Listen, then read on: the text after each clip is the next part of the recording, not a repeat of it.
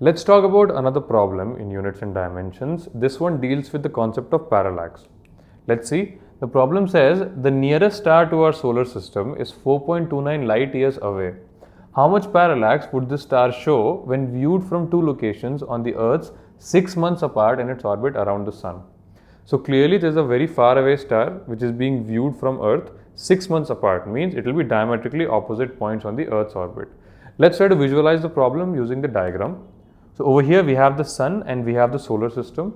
Now these are the 2 points 6 months away. Why? Because Earth takes 12 months to complete its entire orbit, means 6 months away will be diametrically opposite points. Now from these two locations we are observing the far away star, which means this length, which is 4.29 light years, becomes my d value, and the distance between the 2 points of observation itself becomes my b value, the separation between the points of observation.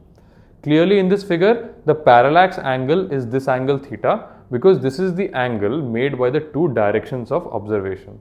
If you have any doubts in the concepts of parallax angle or in the terms that we use when we define parallax angle, please go back and watch the video of parallax.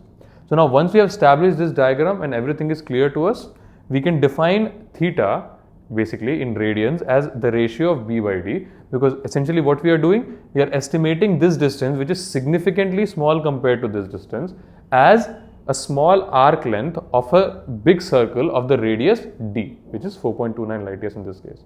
Once again, if you have any conceptual doubts, please go back and watch the video of parallax.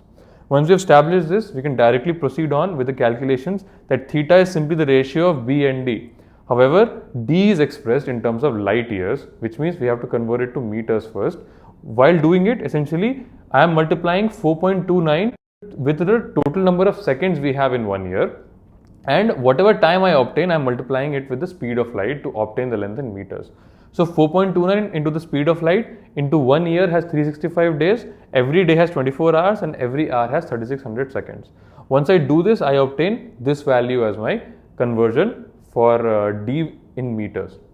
If I take the ratio of them, the answer I obtain is 7.39 into 10 raised to power minus 6 radians. I know the answer I will obtain is in radians.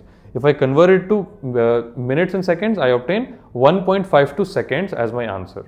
So the net parallax angle subtended by this star is 1.52 seconds. I hope this is very, very clear to you. Thank you.